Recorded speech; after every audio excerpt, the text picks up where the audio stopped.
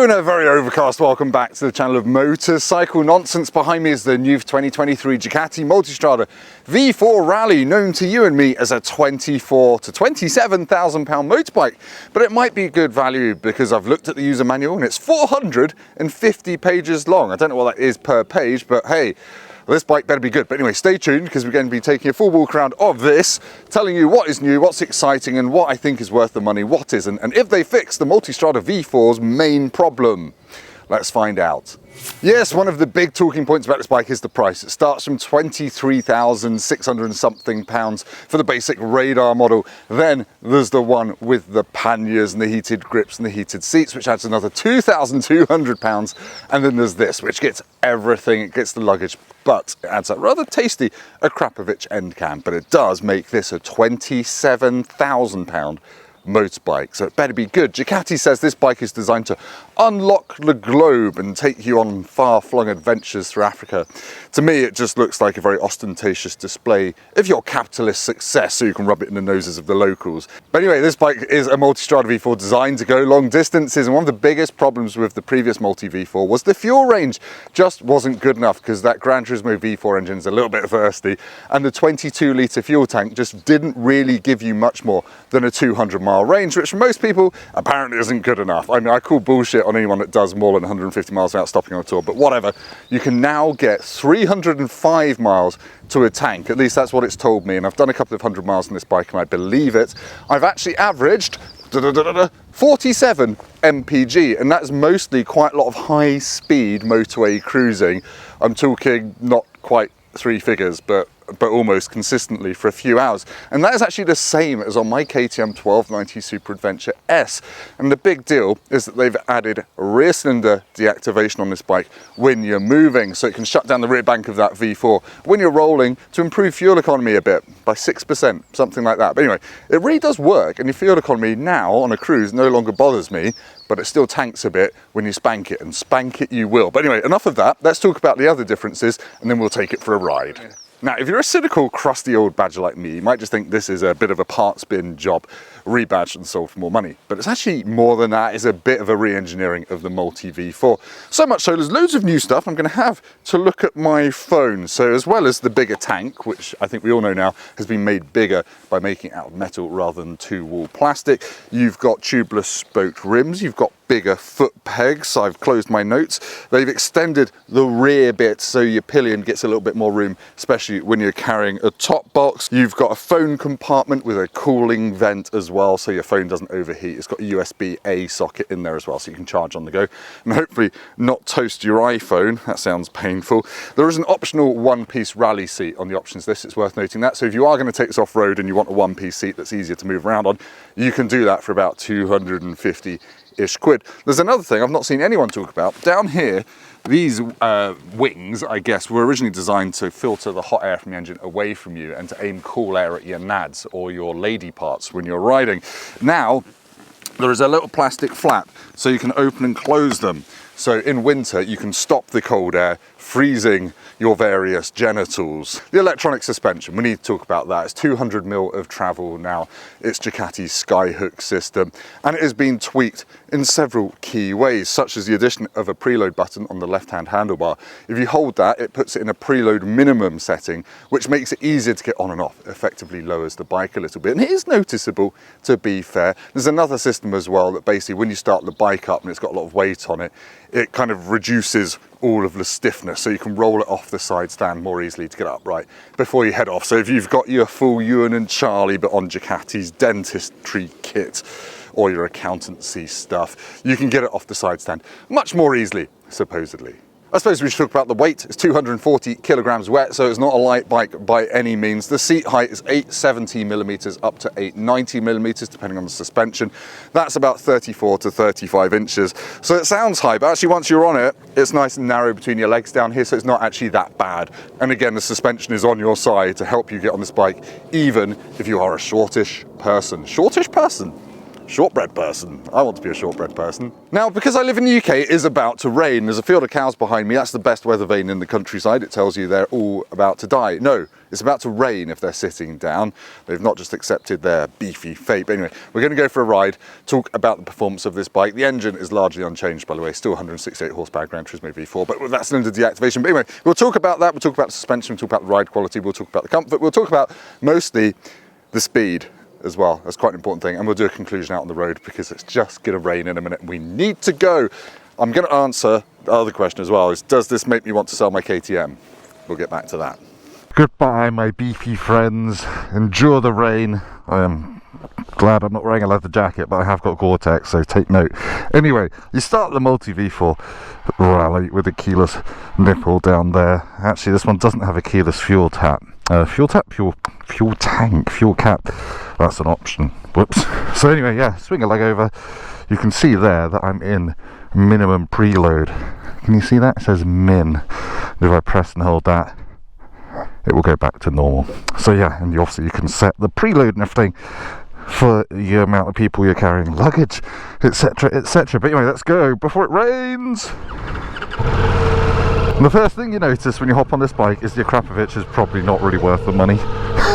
It looks nice, I'm sure it's lots lighter, but it just doesn't really sound like much from the exhaust, to be honest. You get some nice airbox noise and we'll get onto that, but I don't think this is actually a 27 grand bike, because I think you'd save that 2 grand and just get the panniers, heated grips, heated seats. So 25 grand bike, which seems a little bit more reasonable. Tinted visor was the wrong choice.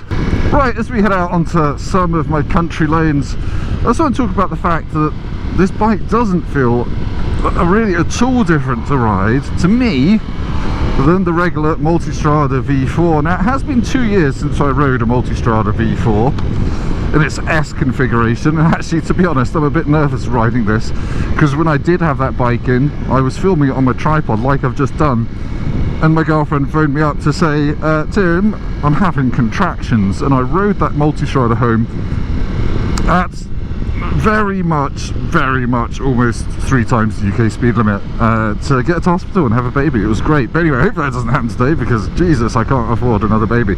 But anyway, this doesn't ride much different to the regular Multistrada. To me, you don't notice the 30 litres. It's not like a GSA where it suddenly feels way bulkier. I feel like they've managed to keep the fuel tank shape pretty exactly the same, to be honest. So I really just, it's magic. It is magic. It's like they were sandbagging to start with. But yeah, let's talk about the airbox noise. It is it is something else. You might notice I've got a little traction control warning light there, because someone accidentally turned the anti-wheelie off in error. But you know, whatever. Is it a hooligan bike? Yeah, it's a hooligan bike. It feels actually a lot like my KTM in terms of the torque in the mid-range. It's just a lot smoother and a bit less terrifying than my bike. The way the KTM's torque kicks in is quite sudden. This is, it's there, but it's smoother and feels a bit more manageable. So I do prefer this in many respects. But yeah, that V4 engine is the star of the show still for me. The suspension is very good, which we'll get onto, but it's the way this engine pulls so hard and with such a great noise. No wonder people are complaining about fuel economy, because you always want to be absolutely Roger spanking it. It is brilliant, this engine. I kind of prefer it to the engine in the Street Fighter and the Panigale. It just, I don't know, it just feels more useful for the road. It feels like a real delightful thing. Now, we'll talk about the brakes very briefly. All you need to know is they have loads of stopping power, loads of feel. They are Brembo Stylinas. They're top drawer superbike components, and they haul up 240 kilograms as if it was an elephant punching a mouse in the face. It's really good. You're not going to be able to hear me when I get to the dual carriageway in a minute, because as with all adventure bikes with a screen, this one just gives me a load of wind noise the whole time. I'm 6'3". I'm just too tall for it. I'd have to stick a little spoiler thing on top of it, which I've done in my KTM. In the low setting, it just hits me in the neck. In the high setting, it's like hitting me there. So on the motorway, this is actually noisier than my KTM in terms of wind noise for me, but my KTM has that spoiler. Hello, motorcyclists. So yeah, I kind of don't even bother criticising adventure bikes for that really these days. I think there's only one or two that have OEM screens that work for me. This one doesn't, even though it's a slightly different shape to before. Those little wing blocking vents that I showed you earlier, you can actually use them on the move. You can reach down and grab them and open and close them. You're probably meant to do it at a standstill. The Ducati owner's manual is very risk averse. Says things like, want to check your tyre pressures? Take it to a dealer. Maybe not quite that bad, but it's not far off.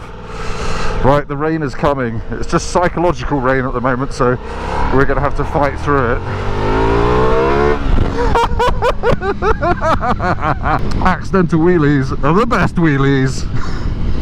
What a thing. Now, as with modern high-end Ducatis, or even the mid-range Ducatis, you can swap the fuel bar readout, don't know if you can see that, to an actual range readout. You can't do it while going along, but you can see your fuel range up there. And I've done about 100 miles the other day, and I've still got well over 200 miles left in the tank. So really, I think Ducati has fixed the whole range problem with this bike. It's a bit like a sledgehammer to crack a walnut open, isn't it, by making the tank bigger, but it is definitely more efficient as well at cruise, and you don't notice that cylinder deactivation. It is seamless and it is smooth. I'd say the weather protection from memory is still isn't as good as on a BMW GS, so if you want the ultimate weather cocoon, you want one of those. But I'd say this is the second place. My KTM isn't as good as this in terms of keeping the elements off you. I'm in touring mode now. The downshifted blipper is lovely. Let's get to 70. Oh, sorry, I accidentally went quite a bit faster than 70. Silly motorbikes.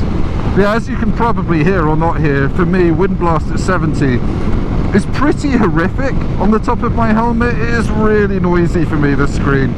Put it down, it's even worse. I'm probably shouting and distorting the audio, so sorry for that. But hey, let's get to these twisty roads and find out why this is such a good bike. Let's go before my nipples turn into eels in the rain. I suppose when you buy a 174 horsepower Multistrada, you want to know about the low speed fueling, and yeah, it's really crisp. It's really just very steady. It's very, oh, let's just go fast. The fueling is actually good, but whatever. When the bike goes around corners as well as this thing does, you're just going to want to spend all day on twisty roads. It turns in not like a sports bike, but with just a well-oiled fluidity. There's a little bit like slicing the outer layer off a banana than drawing on it with a biro. It's just that smooth, you know what I mean. But even in sport mode, which should give you the firmest suspension setup, it's still smoother than some other bikes in comfort mode. Yet it doesn't lack anything for turning, for sharpness, for feedback. It is one of the best electronic suspension setups, probably the best I've used on an adventure bike, because it just doesn't ever get too firm or too soft. It always seems to do what you want it to do, and really it doesn't feel like you're hustling a 240 kilo bike. It just feels completely on your side, and you don't have to worry about it understeering or feeling like you need more bar pressure. It just does exactly what you want it to. Yeah, on crappy bumpy roads it does all that without letting the jolts feed their way into your bum drain pipe.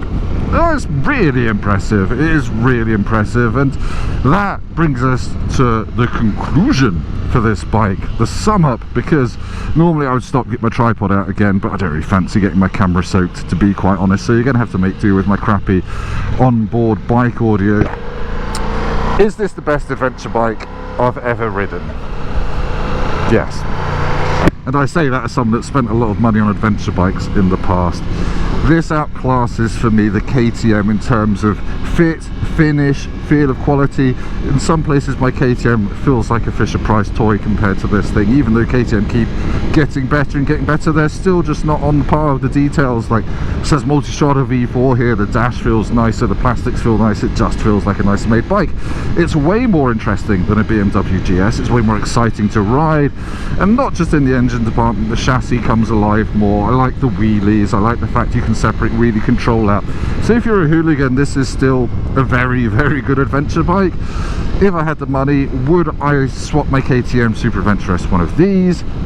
Hell yes, I absolutely would. I absolutely would. This is a more exciting bike. The engine is even punchier than the KTM. It kind of does all the things the KTM does, but it's got a smoothness to it.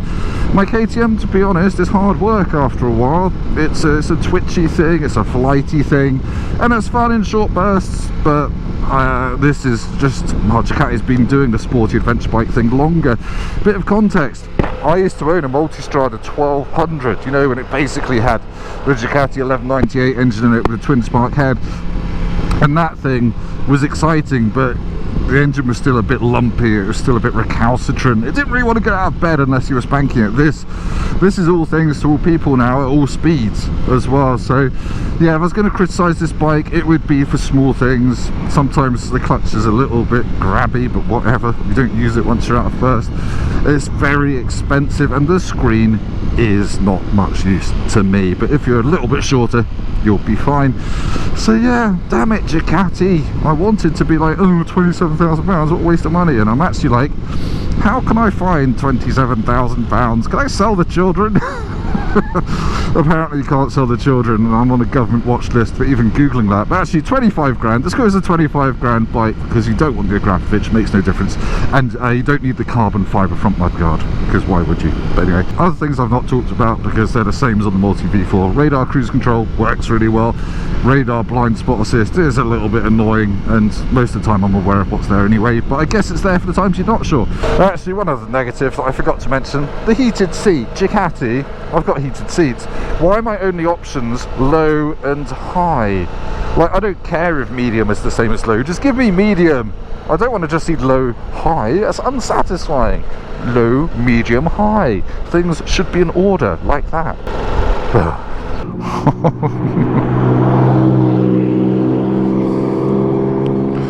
Damn it. Oh, I was recording. Lamborghini Diablo, everyone. Whee! Oh, legend. Honestly, the induction noise of this engine is just something else. It genuinely sounds, to use old Jeremy Clarkson phrase, like watching Thor gargling hammers or something stupid like that. It's just like a... reminds me of the old Panigale V2, not the old one, the current Panigale V2. It's got this amazingly hollow... Oh, oh Jesus. I keep forgetting though that even when you do that in third gear it wheelies a bit. Oh, what a machine, people. Not a sports bike apparently. Apparently it's an adventure bike. Apparently this is the sensible go around the world one as well. That doesn't stack up at all. Wheelies through Kenya. The Tim Rodey story. Actually no, that would be like Tim Rodey falls off in the first patch of sand in Kenya because I've only got 19-inch front wheel. Now, one quick thing on the cruise control on this bike, Radar Cruise, you can't use it if you've got the wheelie control switch off. I've just tried and it won't turn on, basically. My KTM is the same. If you put that bike in rally mode, you can't use Radar Cruise, but I just thought it was worth pointing out. Which is fine, I can just go to touring mode, that puts wheelie control back on, and it's happy days. Apart from the fact that I'm foggier than the night the Lusitania was sunk. Why did they call it the Rally? I guess that's the one thing I don't really understand. To me, Rally is off-road, which means it should have a 21-inch front wheel and all that kind of stuff. No one's really going to take this off-road, despite the fact there's a new off-road riding mode. Don't know. I suppose a Multistrada V4 touring in the south of France doesn't really fit on the side of it quite so well, does it? I'm going to go this way because you are a dodger in a Doblo. You can have too much fun sometimes. So yeah, comfortable, rapid, hooligan, sounds great, costs money, feels like it's worth it. What can I say? Thank you for watching. If you've made it this far, honestly you deserve a bloody medal, so go and get a bit of cardboard and write Tim Rodey loves me and cut it out and stick it to your chest with a drawing pin. And I will see you next time, and do subscribe to the channel because there'll be plenty more videos coming up very soon. Let's go. Fucking hell. It's a lively blighter. Bye.